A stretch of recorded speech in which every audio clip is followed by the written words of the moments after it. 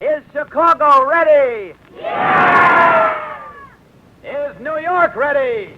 Yeah! Then make way for the Quiz of Two Cities, presented by Listerine Toothpaste. And welcome you are, folks, each and every one of you.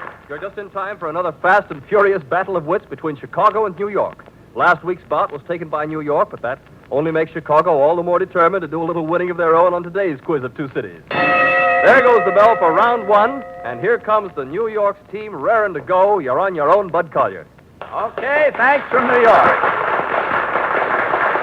And thank you, Mike Fitzmaurice, and how are you all, friends? And Mike, I'm glad to say, is right. We are raring to go right over the line for a good, fat, juicy touchdown with our swell team from the Advertising Club of New York. And our first contestant is Mr. Philip J. Kelly. Mr. Kelly, would you step up to the microphone? Stand right there, sir. Facing me, that's it. What is your occupation in advertising, sir?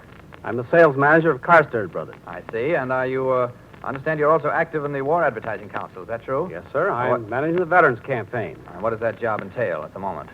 Well, it entails 3 different campaigns to help the veterans get readjusted to civilian life. I imagine your advertising experience comes in very powerfully there. How long have you been in advertising, by the way?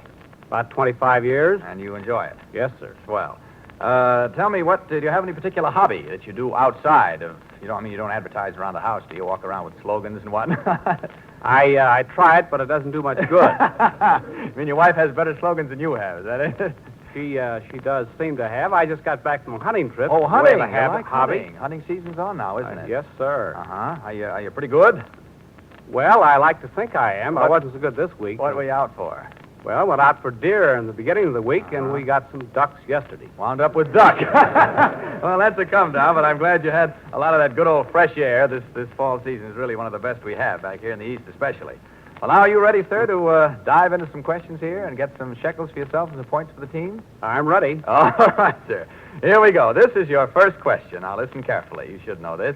One of America's oldest and best-loved radio programs is Amos and Andy. You've undoubtedly heard it many times, haven't you? That is right. All right. Now, is it Amos or Andy who plays the part of Brother Crawford? Amos plays the part of Right, you are, sir. That's well. All right, here's your second question worth 10 points and $3. They're going up. The youngest of all the uniformed women's war organizations has 100,000 young women as members throughout the country, the largest membership. Now, is this newest yet largest organization the WAC, the WAVE, or the Cadet Nurse Corps? The Cadet Nurse Corps is the newest. Absolutely, sir. You're quite right. The newest and the largest, and a mighty swell job they're doing, too. And all women's services need more members. You can just bet your boots on that. They can always use them and need them, and it's a wonderful contribution that the members thereof make to the war effort. I think you'll agree with me there, won't you?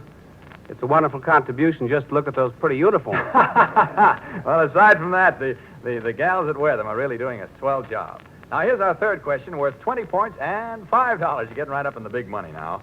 Abbreviated forms of a company's name make for concise trademarks. I should be telling you that. You should be telling me that. Now, what companies do these abbreviated forms of company names stand for?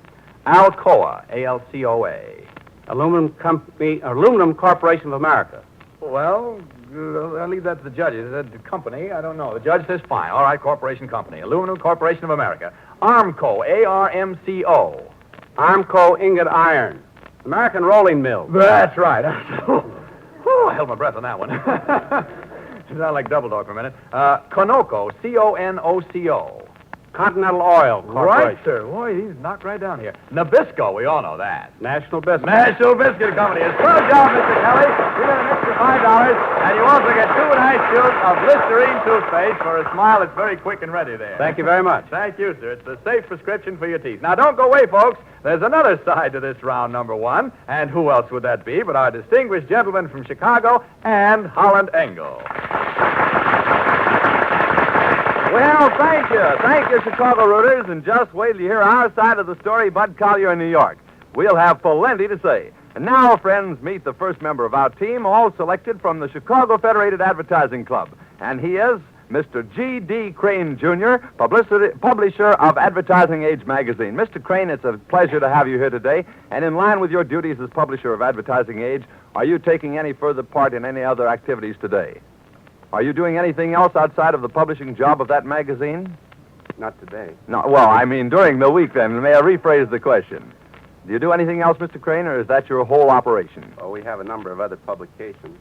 Do you have anything to do with any advertising other than the publishing of those magazines, or you just spend your whole time putting out those magazines? That's right. That's a man-sized job, huh? Well, pretty near. All right, now, Mr. Crane, you step right up close to that microphone, because I'm going to ask you a few questions in a moment. First, were you able to hear any of the questions or the answers from New York?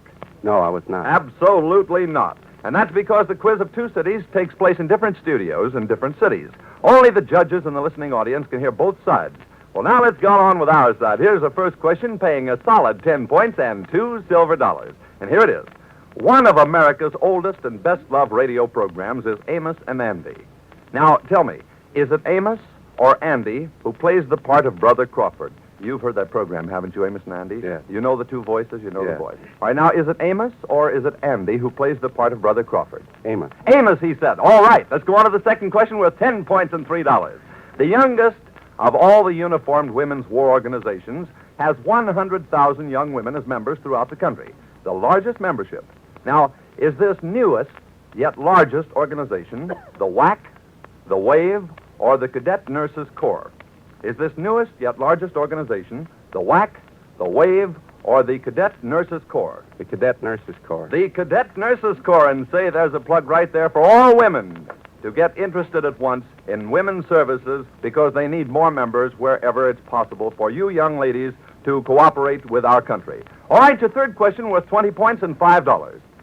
Abbreviated forms of a company's name make for concise trademarks.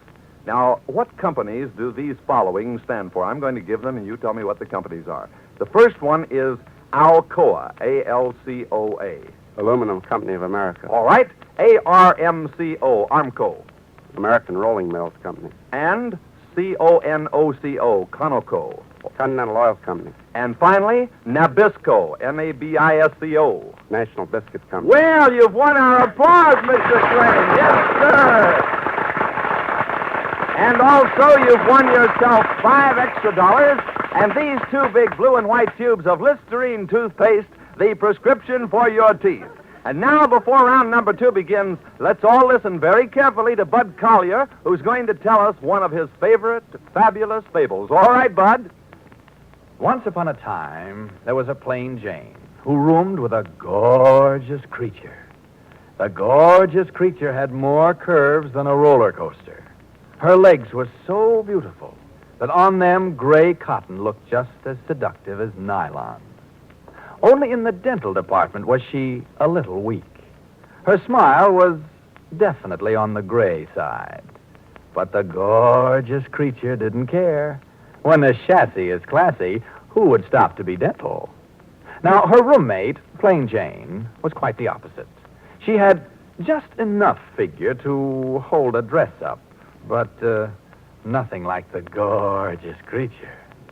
She could get around on her legs, but they, too, were nothing like the gorgeous creature. But in the dental department, she hit the jackpot. When she smiled, it was a radiant, heartwarming, come-hither sort of a smile that showed a perfect 32. Don't get any wrong ideas, folks. A perfect 32 teeth. Now, Plain Jane was no goon with a head like an empty gourd. Oh, no. She knew her smile was her best asset. And she took good care of it, but good. She used the best dentifrice she knew, Listerine toothpaste. So, when the handsome Prince Charming rode up on his snow-white charger with a pocket full of A coupons and a 3-inch steak under his vest, who did he go for? The gorgeous creature, all shape and no smile? Or Plain Jane, with no shape and some smile? Well, folks, brace yourself. He didn't go for either one. He went for Listerine toothpaste, saying to himself, if it can help bring my smile up to scratch, I can get a sweetheart better than either of these two. So, giving spur to his beautiful white charger, he rode off to his home where he ate the 3-inch steak all by himself, laid aside the A coupons for a more romantic day, brushed his teeth with Listerine toothpaste, and went to bed. Good night, sweet prince. As if we needed any warning that it's time for round 2 on this quiz of 2 cities between New York and Chicago. Well, Bud Collier, what are you waiting for? A special warning? No, not us, Mike. No, sir. We're just waiting for our second distinguished question killer to get up to the microphone here. He's Mr. Charles E. Murphy. Mr. Murphy, would you step up here? You are, as I understand, sir, past president of the New York Advertising Club. Is that right? That's right, Bud. And counsel for the Advertising Federation of America. That's right. Well, swell, sir. What hobbies have you got? You Well, hunt? I play a little golf Play golf, occasionally. and you how long Right have you at been the in moment, advertising? I was in advertising several years before I started to practice law. Swell. Practice law now, too. Indeed so. Hey, you're really running the thing both ends. Would you mind stepping over just Oh, a little delighted, more? sure. Swell, that's fine. Well, now, are you ready to practice on a few of these questions here for us? Yes, Give I us am. the legal answers, huh? Right ahead. All right, so here's the first one. We all know the wonderful work the K-9s are doing. That's the specially trained war dogs, you know. But have they been trained as mine detectors, too? Let me read that again to you. We all know the wonderful work the K-9s are doing, but have they been trained as mine detectors, too? Oh, indeed so. Indeed they have, yes, sir. Most people don't know that, but they have been trained to detect non-metallic landmines that can't be found with our mechanical equipment. Now, here's our second question, worth 10 points and $3. You got 10 points and $2 for that last one. To what kingdom, animal, vegetable, or mineral, do each of the following belong? Celanese, Pekingese, and manganese. Now, let's take the first one first. Celanese, to what kingdom does that belong? Mineral. Pekingese. Animal. Pekingese animal. Manganese. Manganese. Which kingdom? Animal, vegetable, mineral. I'd say mineral also. Oh, that's right, but unfortunately the first guess was wrong Nice because... guess, However, you may get some partial credit on that. I don't know. I have to leave that entirely to the judges. Here's your third question, though, worth 20 points and $5. Now, see what you can do to this one. In addition to being trade names, what do the following words have in common? Now, think. Cellophane, Celotex, Windbreaker, Dictaphone, Kodak, Listerine, Pyrex, Thermos, Vaseline. Now, aside from those, the fact that those are all trade names, what else do they have in common? Common usages. Well, yeah, I guess the judges say yes, absolutely, yeah, absolutely. They're all in the dictionary was one reason we had here. And the other answer was that they had become part of our everyday language, and consequently common usages is absolutely right. Well, you did all right for yourself, Mr. Murphy. Let me give you 2 tubes of this Listerine toothpaste. It's a safe prescription for your teeth. It's refreshing. Use it. You'll like it, I know. Thank you very much, Mr. Murphy. Now let's make a nice quick switch to Chicago, where Holland Engel can hardly wait to start asking some questions of his own. Right, Bud, right.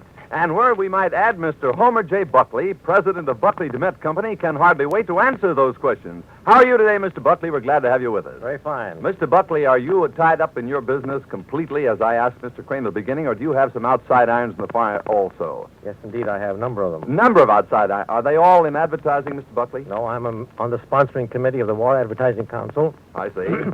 And a I'm number of also other chairman things? of the 6th War Loan Committee Special Groups Division. Sounds to me like you had your handful right there, and I'll bet the way you're looking at me, you have some more irons in the fire as well. Well, look, let's get going here for your questions, and your first one worth 10 points and $2 silver. Now, listen carefully. We all know the wonderful work the K-9s are doing, the specially trained war dogs, you know, but have they been trained as mine detectors, too? Now, I'm going to give you that again. We all know the wonderful work the K-9s are doing, the specially trained war dogs. But have they been trained as mine detectors, too? Yes. Do you say they have? All right, the second question worth 10 points and $3. To what kingdom, animal, vegetable, or mineral, do each of the following belong? First, Celanese, then Pekingese, and finally manganese. I'm getting my things mixed up here. I'll give them to you again. Celanese, Pekingese, and manganese. I'll give you the first one. Celanese, what does that belong to, animal, vegetable, or mineral? Celanese. Mineral. Mineral, and let's go to Pekingese. I don't know. Animal, vegetable, or mineral? I don't know. You don't know what a Pekingese is. All right, we'll go on to the last one. Manganese. Mineral. Mineral. All right, I'm afraid we're going to hit a little jackpot in that particular question because we got one I know wrong. But we'll go on to the third question worth 20 points and $5. And now, Mr. Buckley, let's really get this one. In addition to being trade names, what do the following words have in common? Cellophane, Celotex, Windbreaker, Dictaphone, Kodak, Listerine, Pyrex, Thermos, Vaseline. Now, in addition to being trade names, what do those words have in common? They're great advertising names. I believe Trademark we'll names. leave that to the judges. I think great advertising names would be a fair answer in that case.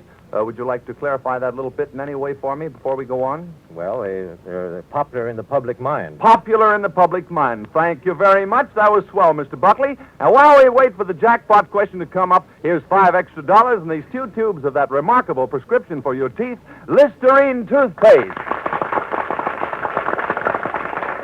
All of which brings us now to Mike Fitzmaurice with the Midway scores. Well, the midway scores on today's quiz of 2 cities are 70 points for Chicago and 70 points for New York. That's right, folks. It's a tie score with nobody ahead at the half. But as you know, every quiz has 4 quarters, to say nothing about that jackpot, so it's still anybody's fight. Here's round 3, and both teams are ready to step into the ring and slug it out for a final victory. Come on in, New York and Bud Collier, and let's look you over. You better look fast, Mike. Better look fast, because we're all set to show you some tricky footwork here, to say nothing about some good, fast brain work. And here's Mr. Francis Lawton, Jr., our next contestant, stepping up here to the microphone to help us out in this department. Mr. Lawton, you're an advertising executive? In the manner of speaking, yes, sir. Yeah, what's the manner of speaking? I am president of General Business Films Incorporated. I we make see. films for advertising Uh-huh. purposes, among many other things. You are, I understand, also on this War Activities Council of New York, right? I was the first chairman, but have had some successes since. I see. Well, you put your stint in there, I'm sure. Weren't you the founder of a famous ad club somewhere, too? One of the founding fathers? I was one of the founders of the Advertising Club of Baltimore. In Baltimore, but now you owe your allegiance to New York. Is that the idea? Yes, I was transferred here some years ago. Well, we're glad you were. We're glad to have you on the team. Now, here's your first question. To whom do these trademarks belong? The Pyramids. I'll give you the 3 of them. The Pyramids, an Indian chief, Satan. Now, to whom does the trademark of the Pyramids belong? How about an Indian chief? Can you think of a trademark that has an Indian chief? Picture of an Indian chief. Just ahead, I believe it is.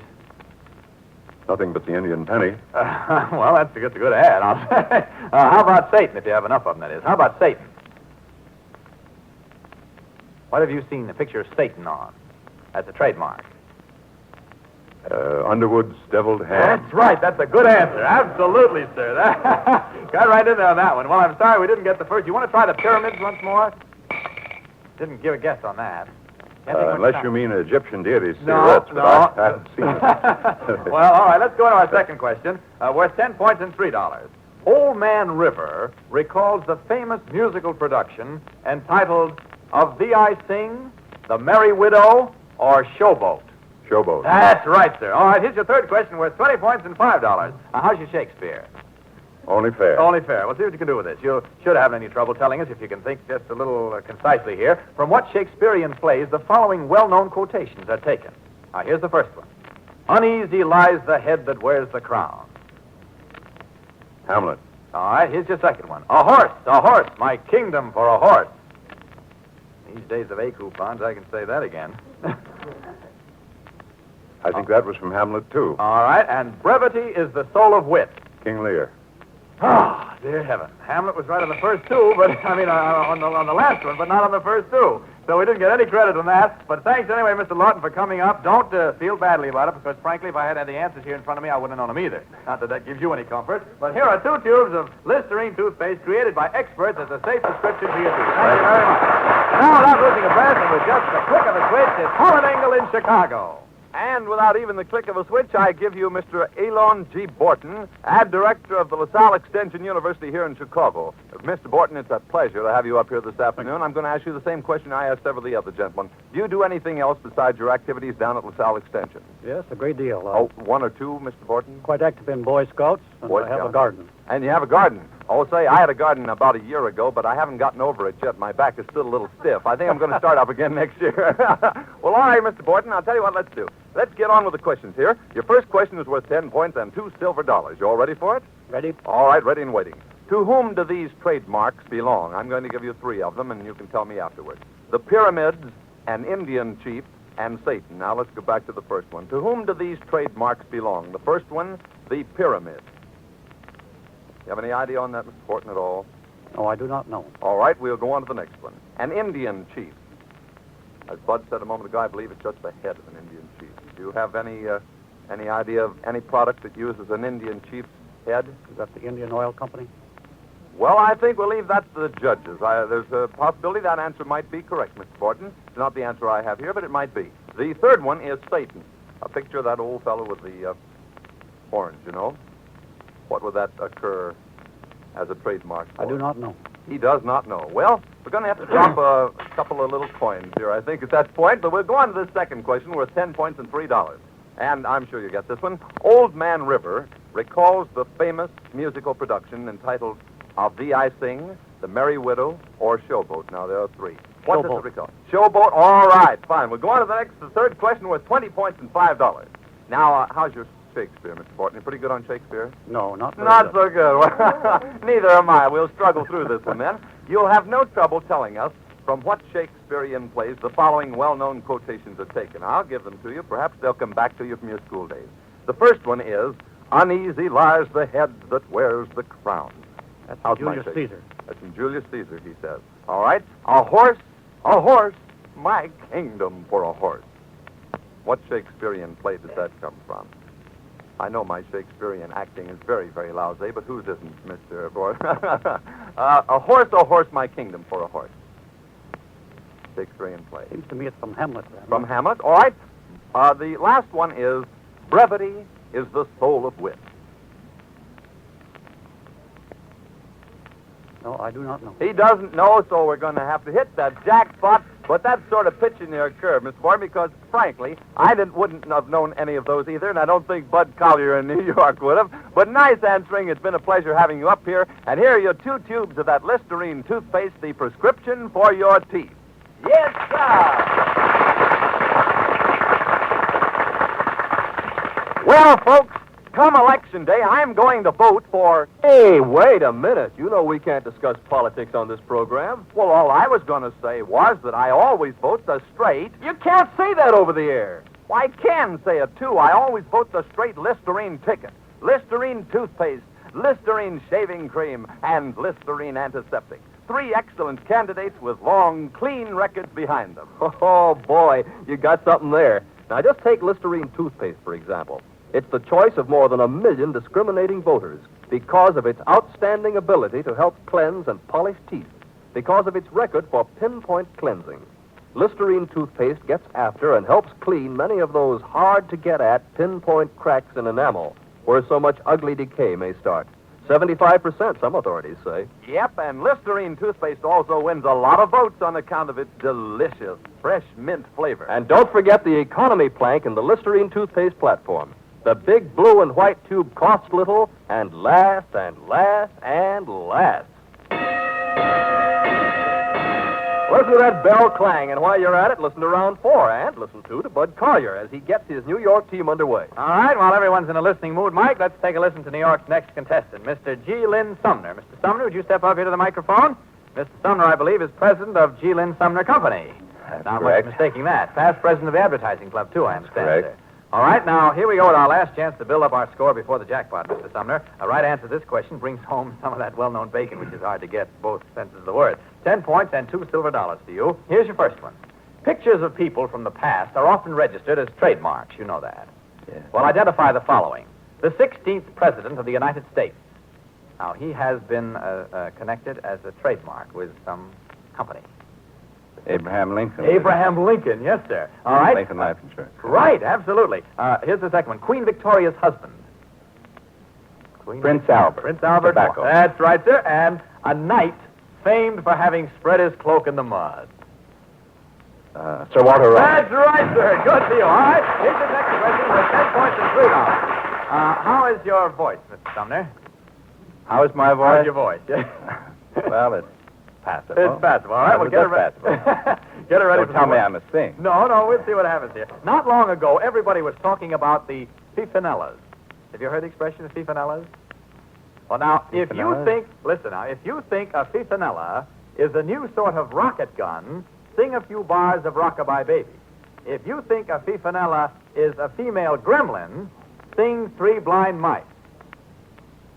Three blind. Good for you, is it, Doctor? All right, here's your third question worth 20 points and $5. The Liberty ship Louis Pasteur, listen to that name, Louis Pasteur, the Liberty ship, was not christened with the usual bottle of champagne. However, it was christened with a bottle of a more appropriate fluid. What was it and why? Would you know? Think of that name now. No snitching in the audience. Could be Listerine. No, that's not a problem. Oh, what would you say? It was christened with a bottle of a more appropriate fluid than champagne. Liberty ship Louis Pasteur. I can't make it any broader than that. You make me mighty contented if you answer this correctly, I'll tell you. Mighty Louis contented. Pasteur. I'll be so contented I'll go out of here smiling from ear to Could be ear. pasteurized milk. That's right! Oh, dear.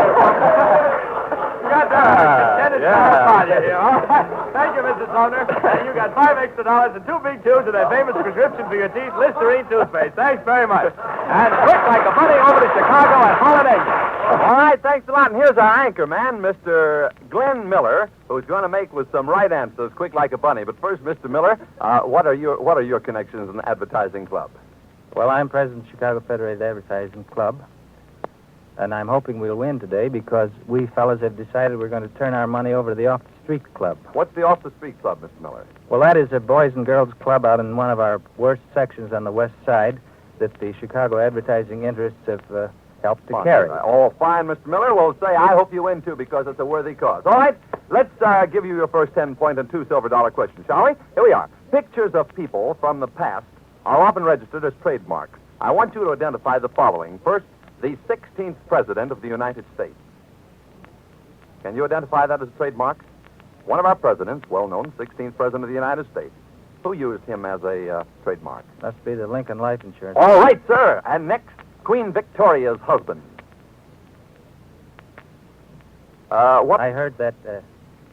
I was about to say it was a cigar, but I did hear the. What would you say about that? Did you hear promptings from the audience, you mean? I would have said it was a cigar. Well, we'll leave that to the judges then, Mr. Miller. Now we'll go on to the third one. A knight famed for having spread his cloak in the mud. Raleigh cigarette. Ah, fine. All right, now your second question worth 10 points and $3. How's your voice, Mr. Miller? Can you sing? No, not at all. Well, we won't ask you to. Well, get ready to work on it a little bit anyway. Not long ago, everybody was talking about the fifanellas. Now, if you think a fifanella is a new sort of rocket gun, I want you to sing just a couple of bars of Rockabye Baby. But if you think a fifanella is a female gremlin, then sing Three Blind Mice. 3 blind. All right! Now then, your third question worth 20 points and $5. The Liberty ship Louis Pasteur was not christened with the usual bottle of champagne. However, it was christened with a bottle of more appropriate fluid. What was it and why? Do you know? Must have been Listerine. No, we had that answer in New York, but we'll give you a chance to think that over. Now, this is going to be sort of like milking it out of you, but I'll have to get at it. The usual bottle of champagne was not used. What would you say it was? Couldn't have been milk, could it? All right, fine. I just did that. I did that because it came from New York that way. Thanks, Mr. Miller. And you win a sensational prize of $5 extra. These 2 tubes of that famous prescription for your teeth, delightful Listerine toothpaste. And now let's hurry back to Mike Fitzmaurice in New York. All right. Here's our jackpot question in New York for the entire team. Now, here we go. In 25 seconds from the time I say go, give me the names of the vice presidents who served with the following presidency. All set? Go. Franklin D. Roosevelt, first term. Garner. Right. Herbert Hoover. Curtis. Right. Calvin Coolidge. Curtis. Warren Harding. Warren G. Harding. Vice President. Curtis. First And term. Coolidge. Coolidge. Woodrow Wilson. Marshall. That's right. All right. That's all we have time for. Take it away, Howard Engel. All right, here's our question out in Chicago. The jackpot question, I'm going to give you the names of some men, and I want you to get the names that go with them. When I say go, here's what you have to do. When I say go, give me the names of the vice presidents who served with the following presidents. Okay, set, go. Franklin D. Roosevelt. Franklin D. Roosevelt. Who's the vice president? Wallace. Wallace. All right. Herbert Hoover. Curtis. Curtis. Calvin Coolidge. Dawes. Dawes. Warren Harding. Warren G. Harding. Who was the vice president? I'll go up the next one. Woodrow Wilson. Marshall. Hit that thing, hit that thing. And now back to New York. New York wins. Okay, New York wins. Here's the score. 100 points for Chicago, 120 points for New York. Well, to get off the air fast, folks. Be with us next Sunday, and every Sunday when Listerine Toothpaste again presents your Quiz of Two Cities. This is Michael Fitzmaurice saying good afternoon, and this is Mutual.